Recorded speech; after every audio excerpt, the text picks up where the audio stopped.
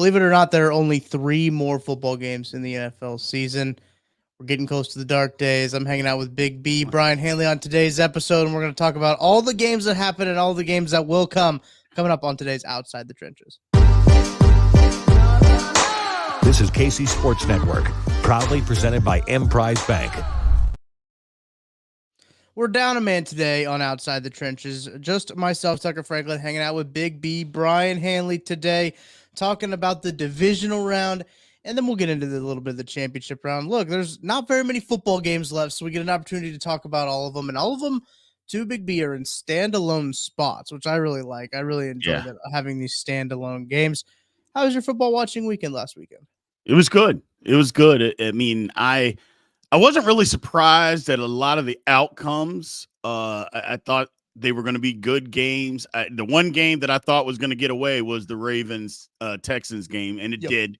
But other than that, I thought the rest of them would be pretty close games. They were. So it was great football. It really was. I had a great game on that Saturday night with the 49ers-Packers. The Packers just about did it. They just about knocked them off. Lions-Bucks was a great game too. And then the Chiefs and Bills just a kind of there's a nice nightcap little chaser after the Bucks-Lions. It was a good little football 1-2 punch right there. But before we get too far into it, got to give a shout out to our friends at Five Farms Irish Cream Liqueur. Great stuff to put into your coffee this time of year.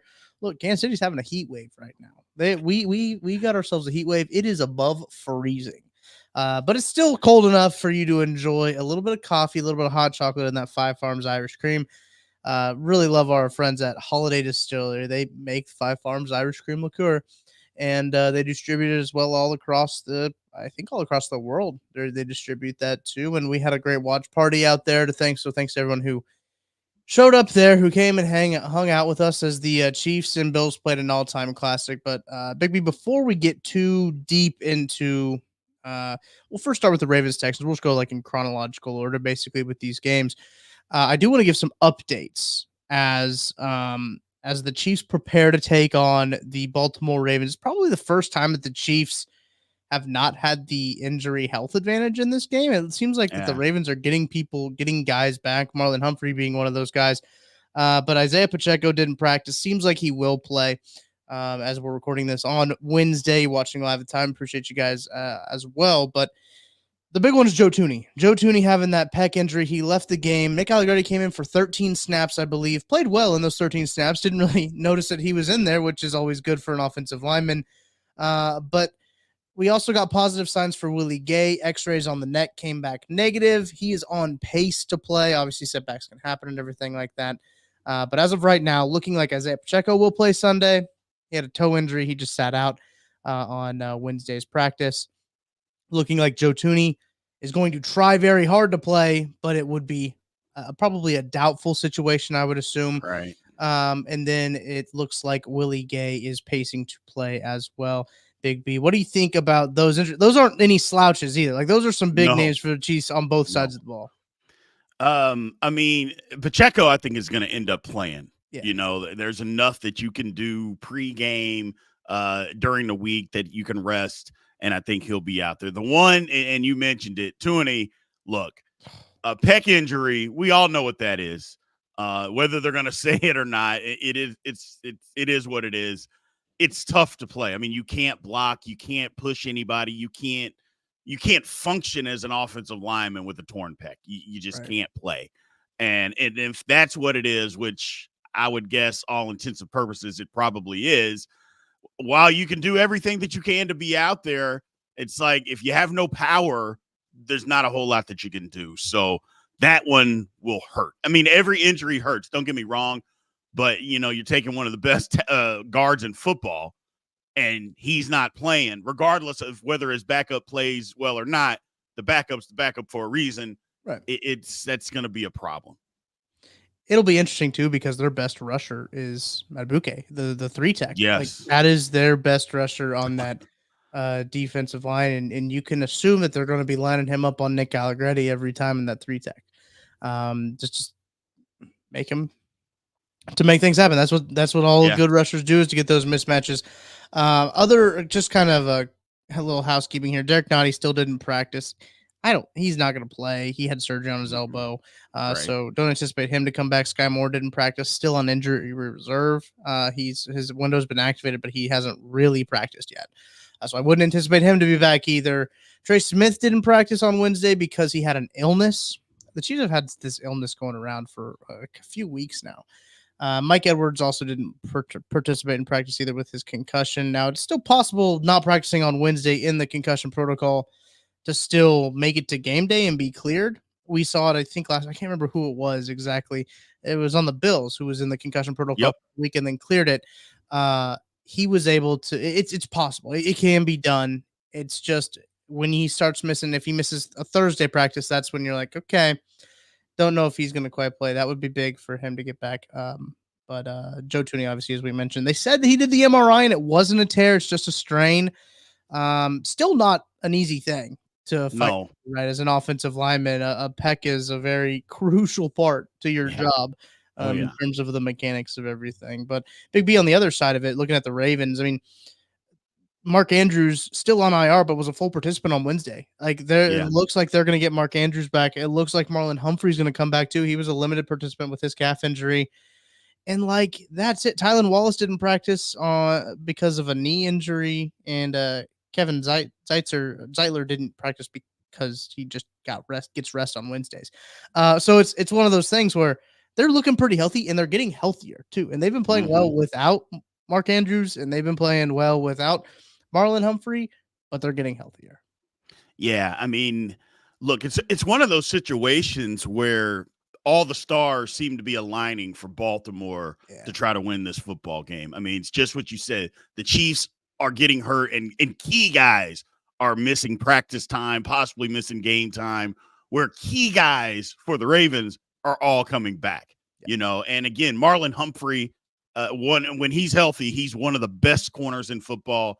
Mark Andrews, when healthy, is one of the best tight ends in football. Again, not slouches, not average football players. We're talking at the top of their position when these guys are healthy. Those are the guys that are coming back from Baltimore.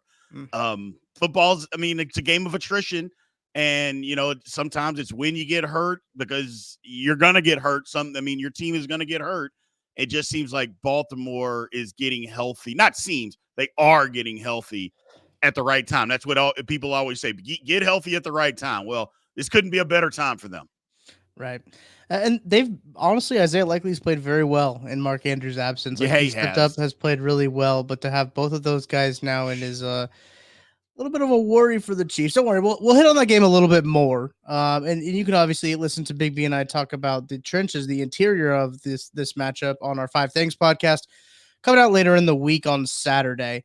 But Big B, let's start with the Ravens because they did play the first game of the weekend. They played the Texans. That game was tied at halftime, 10-10 at halftime. People thought, I shouldn't say people, I should just speak for myself. I kind of thought the Ravens were on the ropes there, having a week off. They also took week 18 off a little, or they had the rest of their starters for week 18. So the starters had 2 weeks off. You're getting a conversation about rest versus rust that you hear all the time in these debates. But 10-10, Big B, what was your vibe at the half when that game goes into the halftime tie? Well, the Ravens offensive line was getting their head beaten in. Is what was happening. The Texans were bringing blitzes. It seemed like every single snap, and the offensive line couldn't figure out where it was coming from.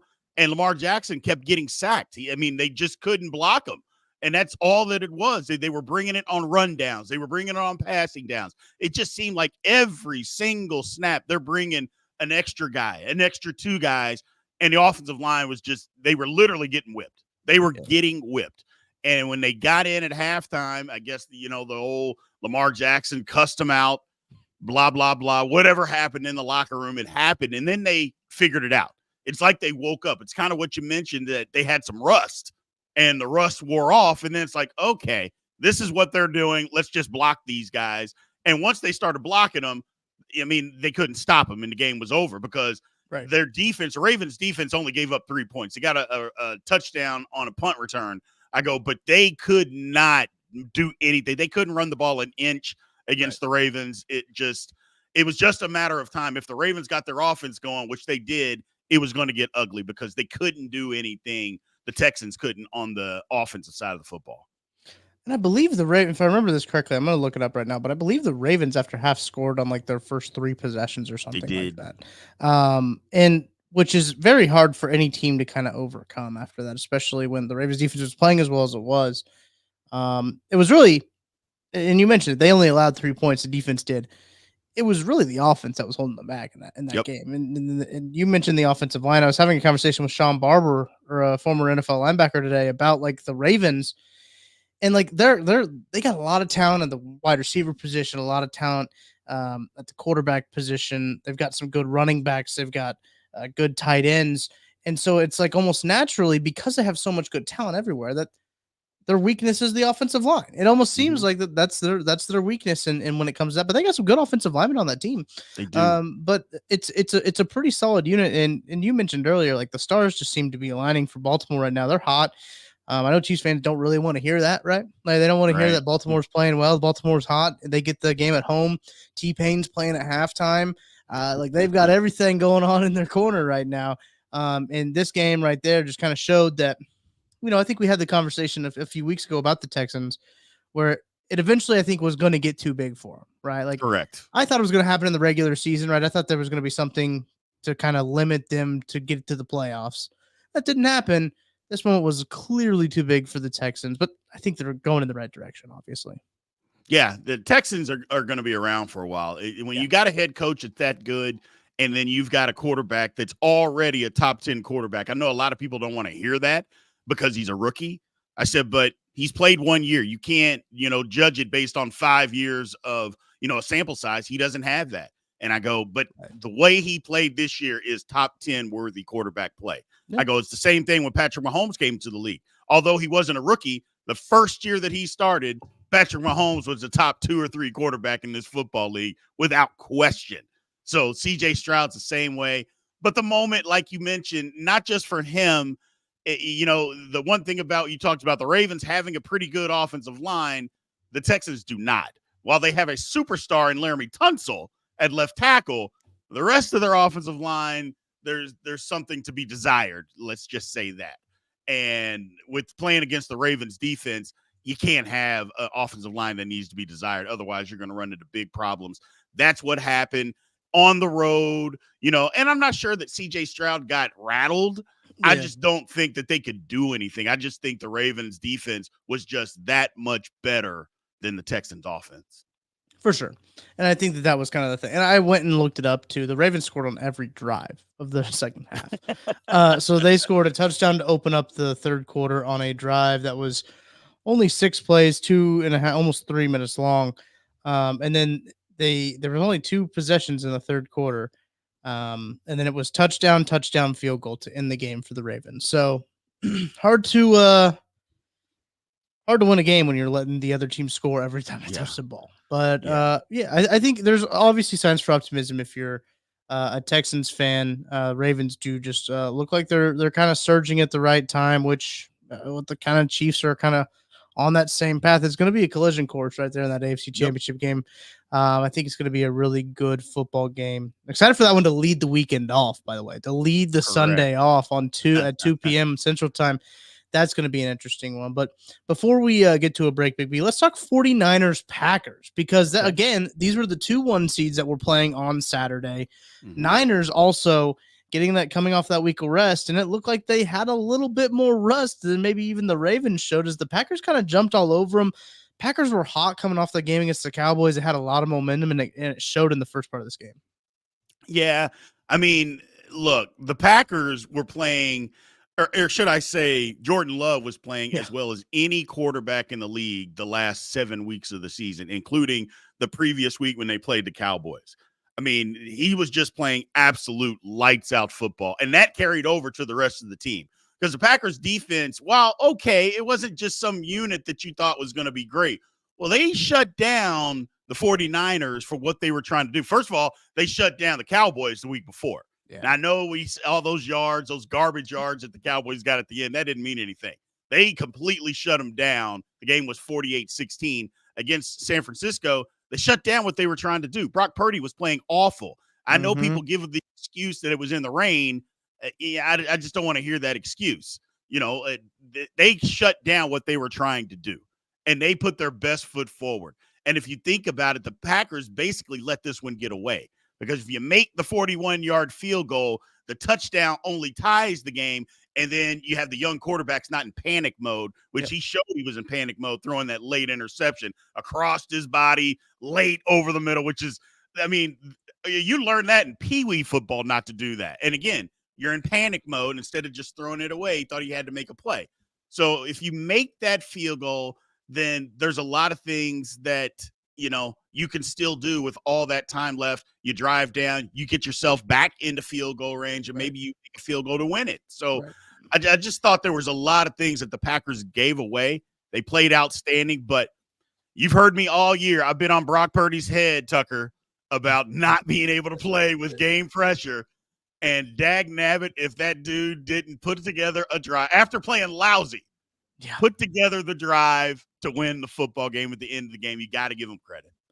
He did not play very good up until when he had to play good, which I mean, what is usually what the opposite, the inverse is usually true. Correct.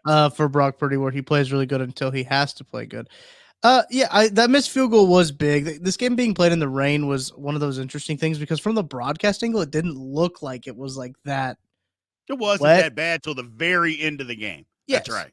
Yeah, and then like once you got like the field cams, you're like, oh, it's like the field looks like it's being affected by this. But that interception from Jordan Love looked like a Brett Favre interception. I saw it side by side with a couple Brett Favre picks, and you're just like, wow, like he's gonna do the little drop back fadeaway jumpers, and he'll also do the crossbody interceptions. I think that's the Packers have to have a quarterback that does that. I think that's just a rule. It's just a law that you have to have a quarterback that does that. But yeah, this game, I found myself rooting for the Packers in this game. I don't know why. I've got nothing against the San Francisco 49ers. I think they're a very good football team, but just the fact that how they were going about this game, how they beat the Cowboys, how Jordan Love has been playing so well. And I think deep down inside, Big B, I really wanted the the Packers to be in a conundrum, right? Because look, Jordan Love basically played his whole rookie contract on the bench. And so like he signed a contract for like this year and maybe next year. It was a weird deal. But are you going to fully commit to Jordan Love if he takes you to the NFC Championship game? Well, maybe they do. Right. But I think they're in a weird spot when it comes to Jordan Love, because do you want to fully commit to that? They're not in the spot right now in terms of draft picks to draft a guy. Again, now they can trade up. They've shown they're willing to do that before for a quarterback. But it's kind of an interesting spot. But I think a lot of people, Packers fans that I know, very confident in what Jordan Love did in the later half of the season and even into the playoffs.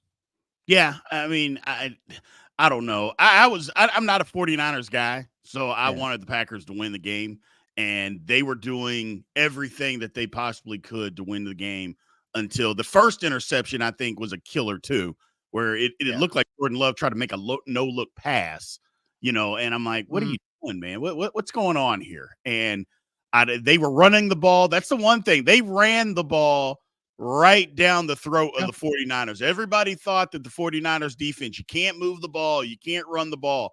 Packers did exactly what they wanted to do. I mean, the 49ers weren't putting up a whole lot of resistance. They ran the football on them. It seems like the Ravens kind of broke that whole mythical defense of the 49ers that, if you get physical with them, what are they going to do? Well, that's what the Packers did. They got physical with them and ran the ball right at them, and they were successful. So that'd be interesting as we talk about the games coming up this weekend. But I just thought the Packers, again, like I mentioned before, I think the Packers gave this one away. Right. No, I mean, almost 5 yards per carry for the Packers in that game, and they had over it looks like 5.3 yards per play, which is pretty good day at the office if you're the Packers offense. You feel pretty good about that, especially going up against a 49ers defense that is heralded as it is. Like, they got some dudes over there on that sideline, especially They just keep throwing like edge rushers at you. They just keep throwing waves of defensive linemen at you. It's insane. Them and the Eagles, they both are always signing edge rushers because they take to heart you could never have too many pass rushers mantra. Correct. And, it seems to work out. It seems to work for them as they're into the NFC title game, which we'll talk about against the Detroit Lions coming up here pretty soon. But first, let's go ahead and take a break, Big B. When we get back, we'll talk about the two games that were on Sunday, two excellent games that were on Sunday, and then we'll get into the AFC Championship game and NFC Championship games. We'll be back on the other side.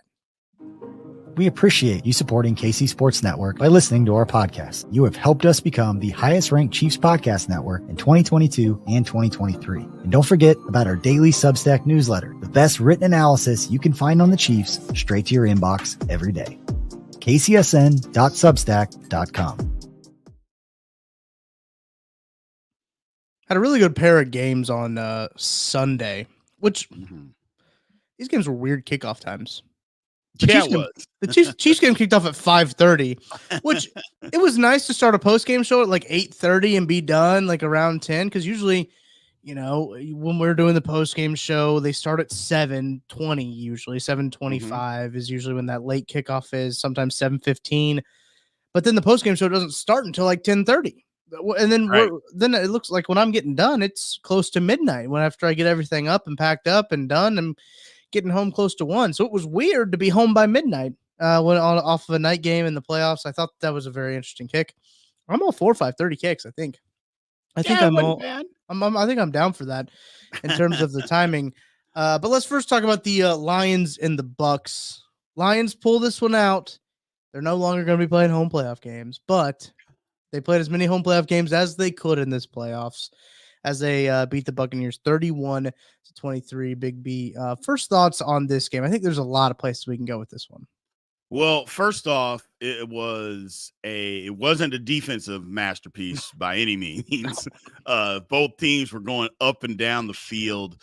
I just thought that Detroit made another play, an extra play that, or one more play than what the Buccaneers made.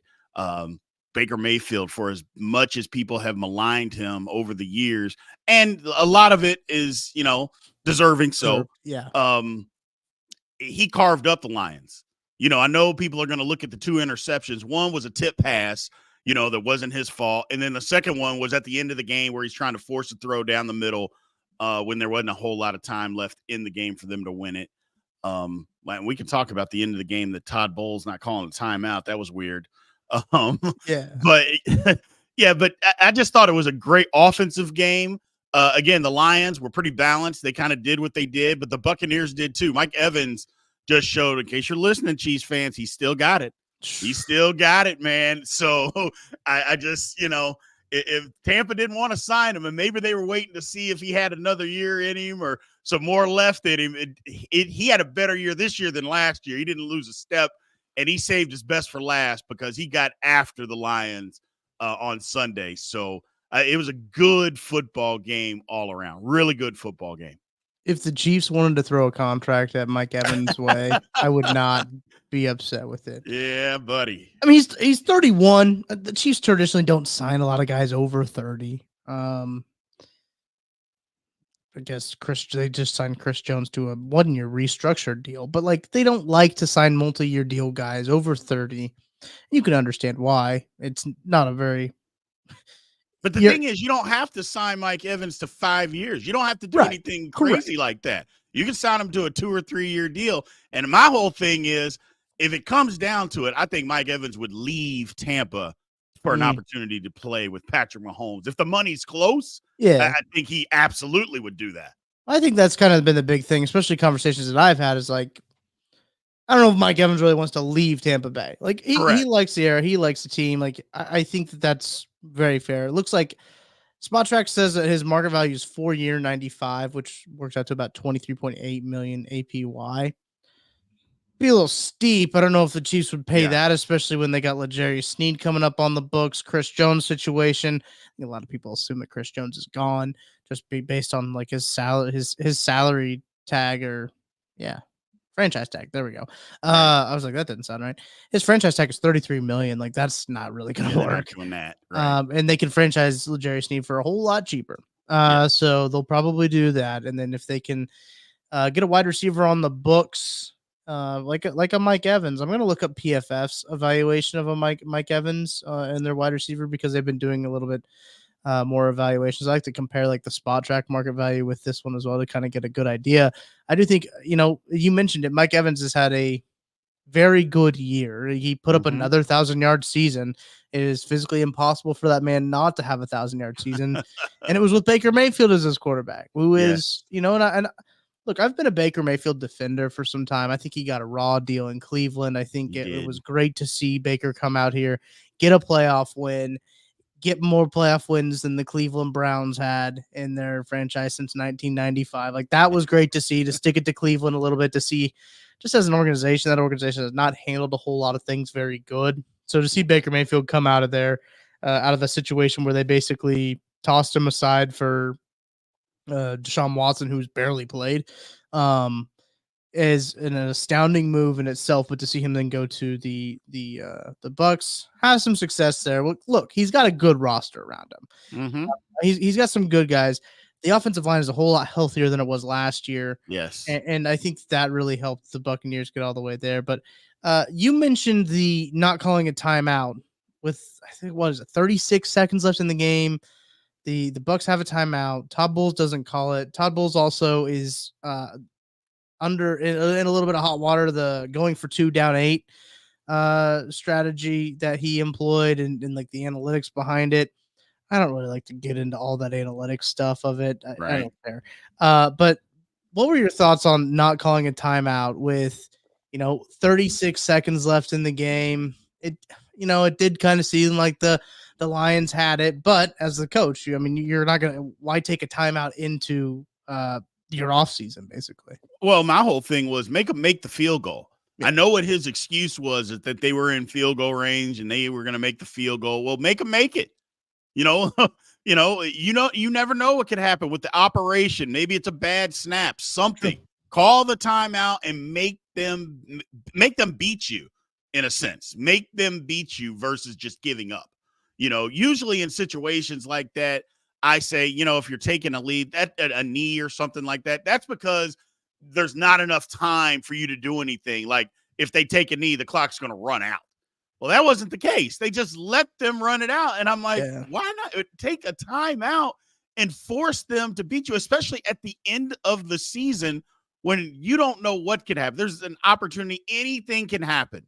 And they just, I don't know. He let it go. He just gave up is a strong word phrase to use, because I don't want to say that anybody quit. But at the same time, it looked like he just quit. He just said, we give, and waved the white flag. I didn't like that. Yeah, he conceded a little bit there, for sure. And it was one of those things where, I do understand what he's saying, but like, yeah, I get it. I didn't like the look. I didn't like the look. Correct. When there's time for you to do something, okay. When there's no time or something like that, and no matter what, you can't make them punt or you can't make them kick a field goal, I understand that. You don't call a timeout. It is what it is. But when you can make them do that, then I think you have to make them do that. Yeah. I think that's well said. This game, I don't know. I kind of found myself, I didn't really have a rooting interest in this game, right? I was just like, want to cheer for some good football, but I love the back and forth nature of this one. Obviously love an offensive game. But yeah, the two quarterbacks in the NFC Championship are Jared Goff and Brock Purdy. A little bit different than the AFC quarterbacks. We have Lamar Jackson, who is the presumed MVP, against Patrick Mahomes, who has been to that game 6 straight times, and he's been to that game ever since he's been a starting quarterback in the league, which is quite an astounding stat. But I double-checked with PFF. Mike Evans, they have him at about 3 years at $23 million a year. So pretty close to what Spot Track had. 23.8 is what they had him, and they've got 23 flat. So it's going to be an ask for the Chiefs if they want to get Mike Evans. They're going to have fork over some cash, and maybe that changes their plans in the draft a little bit when it comes to wide receiver. We'll have to see. But let's talk about that Chiefs game, Big B, because, whoa. That game was, and Andy Reid. What Andy Reid said after the game, he said it was an instant classic, and Yeah. I think what about this game, we've seen some crazy takes come out since then.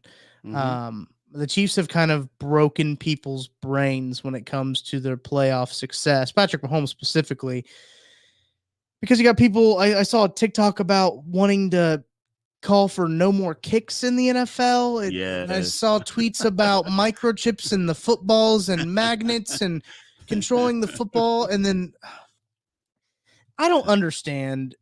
And I get it. I understand people don't like continued success. They don't like sustained success. They like parity. That's what they like. And Patrick Mahomes is the antithesis of what people enjoy in the NFL. Absolutely. And I understand why people are upset with it. This must be what the New England Patriots felt like during that run. Like that's the only thing that I can equate it to. And they still have 2 more AFC Championship games to go before they reach what the Patriots were doing in that run there. But thoughts on that game, Big B? I thought it was one of those things where both of these quarterbacks played outstanding. It was just a great football game just to kind of to end the football weekend. Yeah, both quarterbacks played great. If you go back to outside the trenches the week before, I said the path for the Chiefs to win this game, they got to run the football. Yeah. And if they can run the football, they have a chance to win. And by God, they ran the football and they won the game. Now, it doesn't mean the Mahomes didn't play great. Doesn't mean that Josh Allen, because both teams ran the football. Yeah, they did. And that was the one thing I didn't know. I knew Buffalo would try, but I didn't know Buffalo was going to be able to run with the success that they did. And they were very successful, and it kind of threw things a little bit out of whack until the Chiefs defense, basically the last quarter, the last 9 minutes of the game, just said, enough's enough. You're not going to run this football anymore. And they did that. But here's the thing that I think Chiefs fans will appreciate. I know I get kind of hard on the Chiefs, and part of that's because my wife's a diehard Chiefs fan. I like to give her a hard time, but look, the Chiefs are the big boy on the block. They are the champs.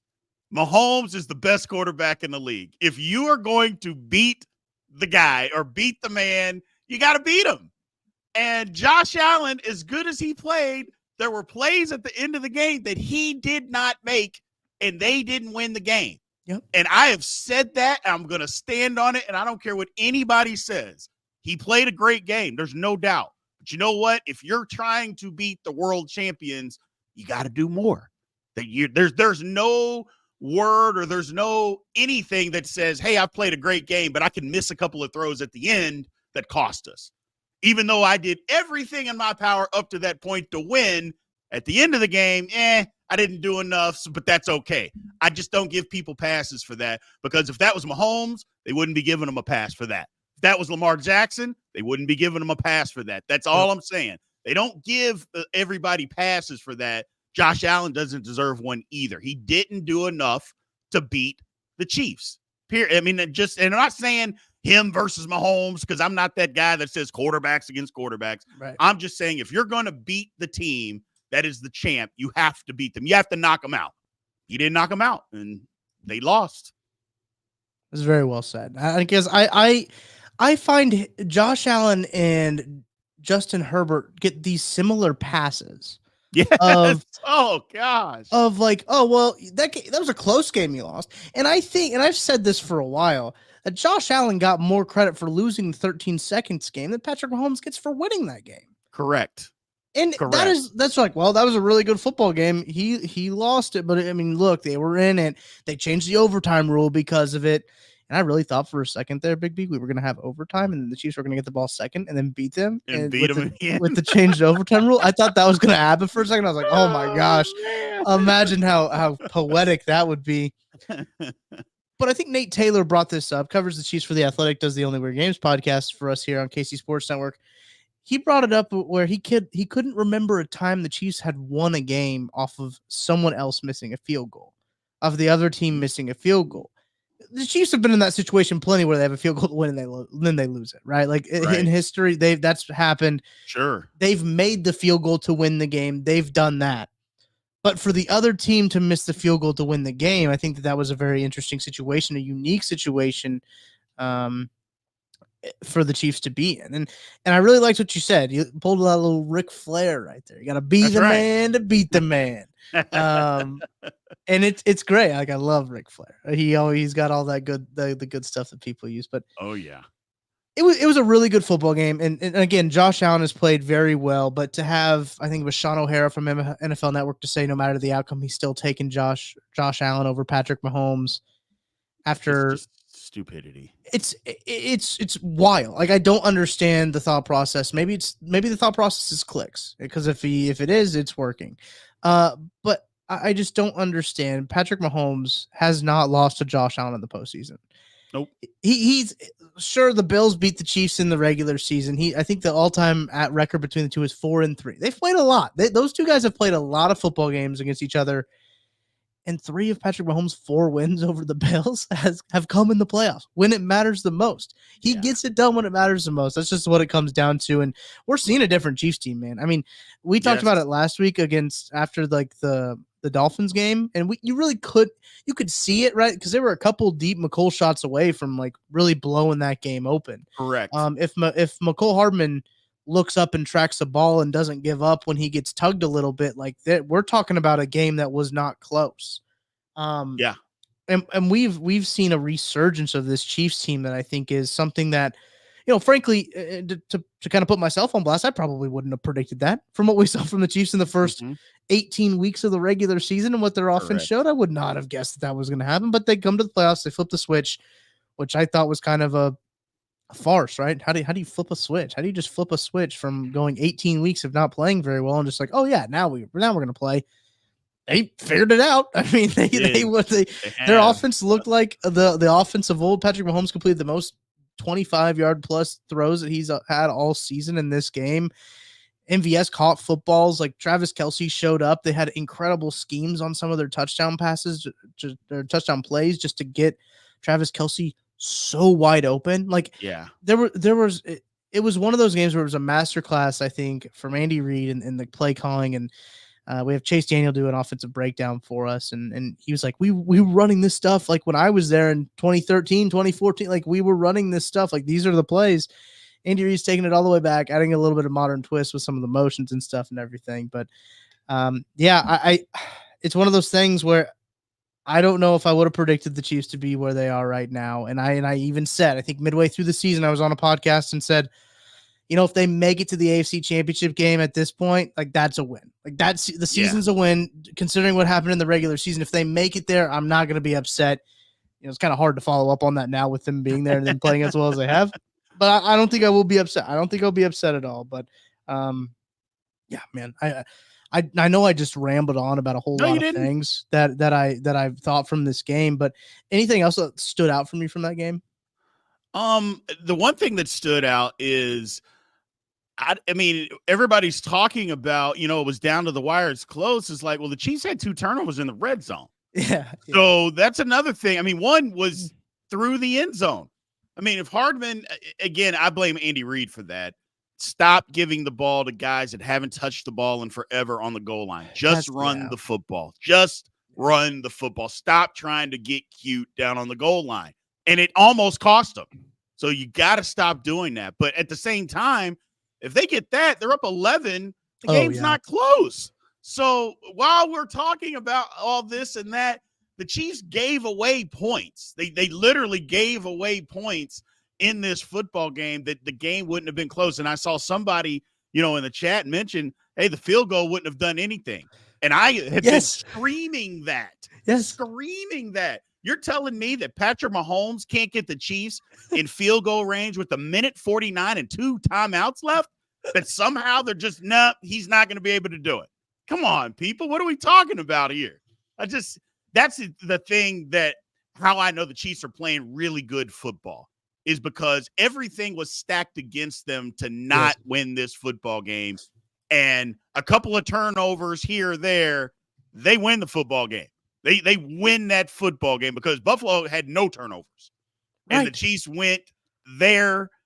Everything. I mean, people throwing snowballs at them in the middle of plays, and just they went there and won a football game. Chiefs are playing good football right now. That's the thing for me to take away is how well the Chiefs played, regardless of what the score was. The Chiefs played really well in that football game. And you mentioned that too. The Bills had a lot of balls bounce their way. Yeah, they did. I think they fumbled 4 times and recovered all 4 of them. Yes. It's crazy. They had a lot of fortunate things go their way, and the Chiefs still won that game. Still won the game. And they did shoot themselves in the foot a couple of times. Like they did. Like you're talking about the McCole Hardman thing. Thankfully, McCole Hardman didn't fumble and turn it over the other time he got the ball in the red zone. Yes. But I mean, I don't know. You can't give him a ball anymore, right? You just can't You do just that. can't. You just can't do that. Sorry. I get you like him, Andy, but like you can't do that anymore. Nope. If he's going to touch the ball twice and lose the ball twice. Twice. No, you can't. You can't be doing that. But I'm excited for the matchup in the AFC Championship game. And absolutely. Let's talk about the AFC Championship game. And one of the big things in the AFC Championship game is this line. And according to our friends at DraftKings Sportsbook, I think you guys know what's going to coming. Unofficial sports betting partner of the NFL playoffs. You can get they're giving you an offer that'll help make the playoffs electrifying. New customers can bet $5 on any game and get $200 instantly in bonus bets. Looking at the Chiefs-Ravens line, 3.5-point favorites are the Baltimore Ravens over the Kansas City Chiefs. You can get the Chiefs plus 154 on the money line. Not betting advice, but that looks pretty good. You can download the DraftKings Sportsbook app now and use code KCSN. New customers can bet $5 to get $200 instantly in bonus bets only on DraftKings Sportsbook with code KCSN. The crown is yours. Gambling problem? Call 1-800-GAMBLER or visit www.1800gambler.net. In New York, call 877-8-HOPE-NY or text HOPE-NY 467-369. In Connecticut, help is available for problem gambling. Call 888-789-7777 or visit ccpg.org. Please play responsibly on behalf of Boot Hill Casino and Resort in Kansas. 21 plus age varies by jurisdiction. Void in Ontario. Bonus bets expire 168 hours after issuance. See dkng.com/football for eligibility and deposit restrictions, terms, and responsible gaming resources. All right, Big B, let's start there. Okay. Chiefs Ravens, the big one, first game of the night to kick off at 2 p.m. I'm glad that they got the early kickoff this time. Yeah. Last time they had the late kickoff. We already knew that they were going to be facing what did they play? Oh, the Eagles. Yeah, we already knew they were going to play the Eagles in the Super Bowl. But I like having the early kickoff. Chiefs going on the road again. This is going to be an AFC Championship game, not played in Arrowhead. What are your early vibes, early feelings on this game? Well, I'm going to stick with the exact same thing that I said last week is if the Chiefs can run the football, they got a chance to win this game. The one thing that I see is in early analysis is that the Ravens have a lot more ways to win the game than the Chiefs do. Now, that doesn't mean the Chiefs can't win. That's not what I'm saying. I'm just saying there are more paths and more avenues for the Ravens to win the game than there are for the Chiefs to win the game. And I think one of those, like I said, Chiefs got to be able to run the football. Now, that's easier said than done against the Ravens because, you can't really run it against the Ravens. They've shown that, here, especially the last 6 weeks of the season, if you can get an inch against them, you're doing well. They just do not let you run the football. But I think the Chiefs got to find a way to be able to do it because they're going to press, outside coverage. They're going to play press man. They're going to probably more than likely have Patrick McQueen underneath on Kelsey and Kyle Hamilton over the top on Kelsey and try to take him away. Or they'll just put Kyle Hamilton on him, period, to take him away. And he's very capable of doing that. So it's going to be tough. But it's not impossible. Again, it's not impossible. I mean, Patrick Mahomes is not a slouch. And the Chiefs defense is not a slouch, so running the football on the Chiefs, again, I know last week Buffalo did, and the Ravens run game is better. I mean, let's just face it. Their run game is better than Buffalo. So they're going to have to come up with something. But I think one of those ways, again, is talking on the defensive side. You got to bring pressure to Lamar Jackson. Everybody keeps saying, well, just keep him in the pocket. That's a mistake because he has proven that he can stand back there and move around enough. DBs can't cover forever. Yeah. And if all you're trying to do is just keep him inside the pocket, he'll stand back there, move around enough and beat you. He's proven that he can do that. So I think you got to bring pressure. I think you got to bring it up the middle, bring it in his face. That's what you have to do. Don't worry about him running around the outside. I mean, he's going to do that. Even if you try to keep him in the pocket, he's going to beat your guy to the edge. He's just going to do that. So I think you got to try to fool them, bring pressure from maybe double corner blitzes, up the middle, double A gap blitzes. You got to do some things to confuse him. More importantly, confuse his offensive line. But if you don't, and you just stand back and we're not going to rush him. We just don't want him to break the pocket. You'll be making a mistake because his weapons are not the same as what they were before. So I think the Chiefs, like I said, there's definitely a path for them to win. Just not as many as what Baltimore has, but there's a path for sure. Absolute path. I'd love to see the Chiefs defense. And shout out Michael Donegan in the chat for giving us a prediction here. He says Chiefs 23, Ravens 20. I think that's going to be interesting, especially the Chiefs defense, as good as it's been this year. I think it's the second highest scoring defense, second lowest, whatever the best metric is in that regard. But they're second in the regular season. They come into the playoffs. They've had a couple of drives early on where it takes a little bit for them to adjust. I think it's just kind of a feeling out period of what they want to do. If there's any guy to throw some crazy stuff at Lamar at the offensive line, it's going to be Steve Spagnuolo. Absolutely. He'll have something cooked up, and as he always does, he'll have double corner blitzes. He'll have a safety blitz from the backside of the field.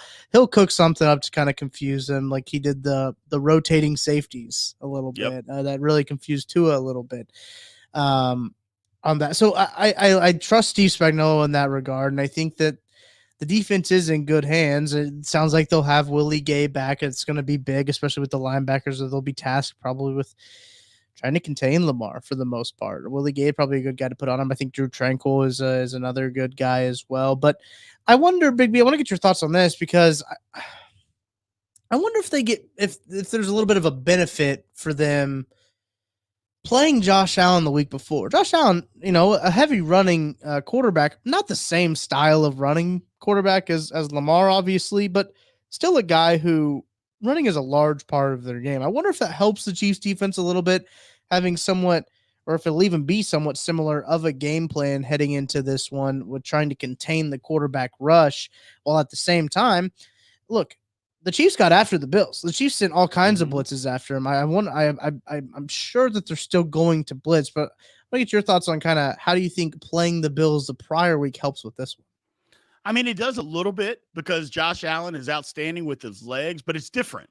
Yeah. Where they'll call off power or off tackle power plays. They were calling that for Josh Allen. And Josh Allen is more of I'm going to run through you type of guy. I'm going to run to space, where Lamar Jackson is elusive. So one guy, if you come at him and you're trying to break him down in the open field, you're not tackling him in the open field. Where you can hit Josh Allen, you may bounce off of him, where the difference is Lamar Jackson is not going to let you hit him, so it may help a little bit. But they haven't run Lamar Jackson as much as they have in the past. I feel like this is a game where they just open up the playbook and empty that thing out and say, everything's on the table to get to the Super Bowl. So they may go back to, we're running Lamar 20 times in this game to be able to win the game. One thing that I did see at the end of the game, and it's a thing that the Chiefs will have to worry about, is Dalvin Cook got into that football game and looked way better than anybody that the Ravens put on that football field at the running back position. Another week of him learning the playbook, understanding where blocks are going. I'm just telling you, I'm not trying to scare anybody or anything like that. I'm just saying he looked very good. He looked fresh because, first of all, he's better than both the running backs that the Ravens have. I mean, he's just better. He just is. And it looks like if he gets up to speed, I'm like, Jiminy Christmas, what else are the Ravens going to get in their favor to win this football game? It's absolutely ridiculous. But I think a little bit, getting back to your question, it helps. Don't get me wrong. It definitely helps, but I think it's different because the rushing, how you would rush Josh Allen is different than how you would rush Lamar Jackson, in my opinion. For sure. No, I agree. I think that there is some elements that could be similar, but wholesale wise, I mean, Lamar Jackson is a very talented quarterback. You can't underestimate the arm either. I think a lot of people, especially in Chiefs Kingdom, are like, oh, it's a running back. It just seems like an old take from 5 years ago. Yeah, Since the ridiculous. last time. I mean, they haven't played the Ravens in a few years now. So like they haven't seen what Lamar's kind of evolved into, and he's turned into a really good quarterback. What I do think will be interesting to see is if the Chiefs defense can force turnovers. That's been the big kind of bugaboo with this Chiefs defense. If you had to poke one hole, is they play really well, they play sound football, they get themselves off the field, but they just don't give the offense any short fields, and they just don't force that many turnovers. I think that'll be a key to watch there for the Chiefs defense. Would love to see Travis Kelce get some things going again. This was a game against the Bills where Travis Kelce finally was like, all right, that's enough. Let's go ahead and do this playoff game for both Patrick and Trav. It's weird. I don't feel like I have that many worries about the offense just because of how well Patrick Mahomes is playing. When you have a guy playing that well going into this game, I know there's obviously clear holes with Joe Thuney, and the running game has been playing really well. Nick Allegretti is actually a pretty darn good run blocker when it comes down to it. So like I think the running game will be fine if they can get it blocked up and schemed up properly. That's going to be a key. I think you hit the nail on the head there. The running game is going to be big if they can build off of the running game like they did against Buffalo, where they came out hot. They ran the ball a lot. They got some big chunk plays from Isaiah Pacheco. Clyde Edwards-Helaire had some good runs in that game as well. If they can come out, they can build off of that, and it opens up so much more when they get that run game going. It's going to be a really good football game. This is probably two of the hottest teams right now playing each other for a chance to go to the Super Bowl. And if you think about it from the Chiefs' perspective, man, this would be Patrick Mahomes' fifth appearance in 6 seasons. That's what gets me, Tucker, about the whole Josh Allen, Patrick Mahomes thing, is that everybody, I would take Josh Allen all day over Patrick Mahomes. I'm like, so the guy's won 2 Super Bowls and 2 MVPs versus a guy who's done none of that. Yeah. And you're telling me that you would take that guy over him? It just doesn't make sense to me. It just does. And I don't think there's anybody else. I'm just trying to feel, and I know I'm going backwards, I apologize, but it just drives me insane why they want to make Josh Allen better than Mahomes. What is the fascination with wanting him to be better? I don't get it. How about we just celebrate what we're watching? And you know me, I'm a diehard Steelers fan. I mean, I understand how good Patrick Mahomes is. I understand that he is the best quarterback in this league. And it is, in my opinion, it's not close. But that doesn't mean other people aren't great. It doesn't mean that at all. It just means he's just better. And it's okay for him to be better. Let it go. Research department came in with a fact check. Thank you, producer Nick here. Fourth appearance for Patrick Mahomes. Sorry, 4th in 6 years when it comes down to it. Sorry, that might not make that stat look as impressive. But talking about quarterbacks, there's a very different quarterback matchup going on in the NFC. When you talk about Jared Goff versus Brock Purdy, a guy they continually try to crown as an MVP, Brock Purdy, versus Jared Goff, who, look, has the Lions playing well right now. He's kind of found a resurgence in Detroit. They are 7-point dogs. The Detroit Lions are, as they go on the road to San Francisco for this one. Over under set at 51, so they don't expect a lot of defense to be played in that one. Nope. Thoughts on this game, this matchup, off the cuff, Big B? Turnovers are going to be the key. Yeah. If Detroit doesn't turn the football over, they have a chance because Detroit's going to be able to run it. Yeah. Their offensive line is the best offensive line in the league. The Chiefs, the fans, they saw that firsthand. First game of the year. The Detroit can run the football. And they can also throw the football. They have a full allotment of weapons where they can get after you on both ends. It comes down to if Jared Goff turns the ball over, which he's been known to do. When you get after him a little bit, he'll turn the football over, whether it's throwing interceptions or fumbling the football. If he doesn't do that, Detroit's got an opportunity here. And one thing that I will say right now, I am rooting for Detroit. Doesn't have anything to do with any alliance. I want to see the party. I want to see the party in Detroit if they win and go to the Super Bowl for the first time ever. I don't want anybody getting hurt.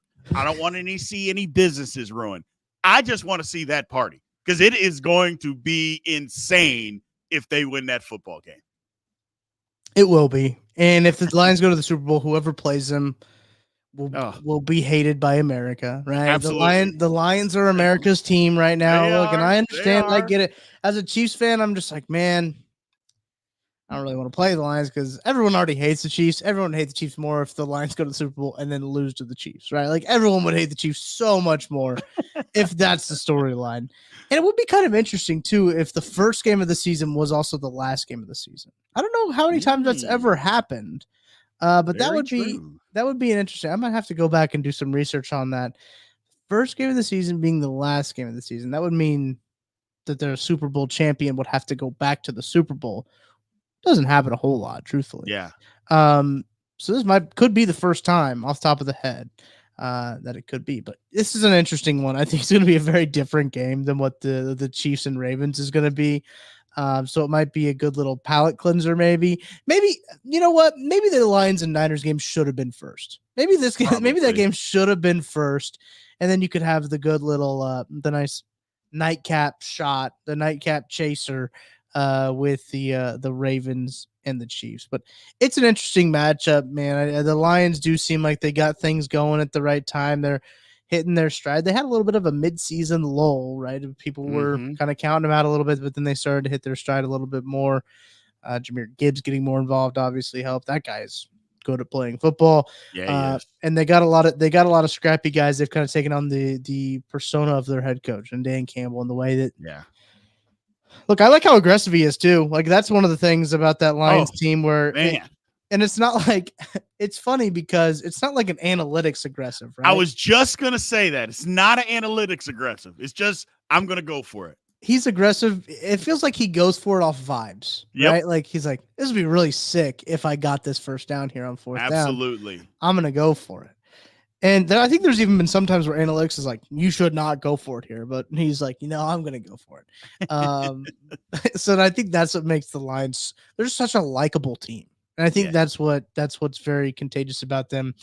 The Niners are the big bad Niners, right? They've ran the NFC for years and they're good. And they've got all these really good players on it. They've got a super team essentially with a quarterback who is benefiting from having a super team around him. And so like there's a lot of storylines going into it that just like make Detroit a more likable team into this matchup.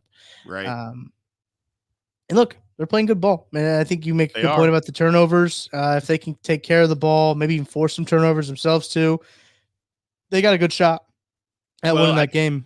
Yeah. I think it's going to be a really even matchup. Kind of what I said earlier is like both teams got broken by the Ravens. The Ravens literally smacked both of them around, and they both kind of are like, holy smokes, what just happened? Okay, maybe we're not as good as we think we are, and we have to refocus a little bit here. It happened later in the season for the 49ers. It happened in the midway point, kind of what you pointed out as far as the Lions, is that, okay, they went through that little lull because, again, the Ravens just crushed them, and they had to take a step back, and it was kind of like a standing 8 count where they got punched in the face and couldn't see anything for a minute. So I just like the matchup, Tucker. I think it's going to be – I don't think it's going to be as good as the Ravens-Chiefs, but I think it's going to be a good football game. I think it's going to be entertaining. But, again, I think it's going to just come down to turnovers. If the Lions don't turn it over, they got a chance to stay in this game and a chance to win. If they turn it over, they can get blown out. Absolutely. I hope I watch this game. Because there's a good chance if the Chiefs lose, I will not watch this game. Just how it goes. I saw Doug put this in the chat here. The last 3 seasons, the team that beat the Bills in the playoffs lost their next game. Are you worried? I think that's interesting. I saw that come up on Twitter. I think it was Monday or Tuesday it come across, and I thought that's just a really strange coincidence. But it is certainly a trend that is I already said the word, but interesting. I don't know if I put any stock into. I'm not a very superstitious person, Big B. I don't know if you are. Like, I don't believe in jinxes. Like, I don't really go into all that, but I do. But in this case, if the Chiefs lose, it's because the Ravens are just really good. I wouldn't put any stock in the whole Buffalo thing. If the Chiefs get beat, it's because the Ravens were just better that day, and maybe every day. Maybe the Ravens are just that good, but I wouldn't put any stock in the whole Bills thing. But as far as jinxes are concerned, yeah, I'm a little superstitious. I remember I used to put socks on the same. I still do. Socks on the same way, shoes on the same foot, one on the other, the same way all the time. I feel that way a little bit because I feel if I do something different, something bad's going to happen, Tucker. I don't want anything bad to happen. I think that I've always told people when they've asked me if I'm superstitious, I think I've been hit in the head too much to remember if I'm superstitious. I got you. Like, because sometimes I'll just be going, just doing stuff. I'm like, oh, I forgot to do that. And then nothing happens. I hear you. So, like, I don't know. I mean, I don't know. The announcer's jinx, though, that one's pretty close to me. I'm like, I think that's a real thing, especially on field goals. Yeah. You got Bass trotting out there to tie the game, and Kevin Harlan, is that who it was? Jim Nance. Kevin Harlan did the radio call for Westwood 1, and I don't know if you heard that one. That one was a very good call. Very good call. Oh, was it? Jim Nance just is like, well, he's never missed one of these. Yep. And it always seems that those tend to happen, especially on field goals. That seems like it's the only time. Oh, yeah. Well, the funniest meme that I saw was on TikTok where a bunch of Chiefs fans were watching the game. I don't know if you saw it. They're watching the game at home, and a guy puts on a fan at the side of his television, and he kicks it, and it blows the ball. I'm like, man, this is just outstanding. That's why we love football so much, man, because it's stuff like that. It's just crazy. It makes you crazy. It does make you crazy indeed. Well, it makes you so crazy that you'll do a podcast live at 9 p.m. Central Time every Wednesday talking about every game in the NFL. And that's what we just did. So I appreciate you guys hanging out with us. If you're hanging out with us live, you're a real one. Appreciate you. Hit a like, drop a follow, subscribe, all those good stuff because it helps us out with the algorithm. Drop a comment as well. Let us know your favorite matchup in the game and what you're looking forward to in this championship weekend. Only 3 more football games left in the NFL season. Crazy to think that we've come this far already and we could end where we started the season. Right? Kind of crazy. Think of Lions, Chiefs. That's my prediction. Lions, Chiefs in the Super Bowl. Big B. You got what's your matchup prediction before we get out of here? 49ers, Ravens. Don't be mad at me, Chiefs fans. Don't be mad at me. You're going with the old logo conspiracy, aren't you? I thought about that. I'm the first person to say that that's BS, but then I'm like, maybe it isn't. Maybe it's all just rigged. Maybe the script is out, and they sent me the script. I don't know. I saw. I don't know if this is real. Someone said that the New Orleans logo was leaked. And it was like green and black. Yes. So they said it was like Raiders and Packers. Like that's not okay. That's not gonna happen. It's always something. But I just kind of want that theory to be put to bed because I'm just like, all right, how dumb do we have to be? Correct. Well, and you could also say because if you look at the logo, I mean, it's purple, but at the bottom of it, it's blue. So is it red and blue for Chiefs, Lions? I mean, who's to say? I don't know. It's true. And also, like, I think the Eagles one is kind of a stretch. Like, that's a teal. It's very much a stretch. That's a teal. Yes, it is. Anyway, those are our parting thoughts for you. Don't believe everything you read on the internet. We appreciate you believing everything you listen to here on this podcast on Outside the Trenches. Thanks to 5 Farms Irish Cream Liqueur. Make sure to go check out our friends at DraftKings Sportsbook. Get in on those lines. I mean, you can find some pretty good value on a lot of things over there at DraftKings Sportsbook. So for Big B and Tucker Frank, we'll be back next week recapping the week that was in the NFL. So we will catch you guys next week, hopefully, fingers crossed, after a Chiefs win.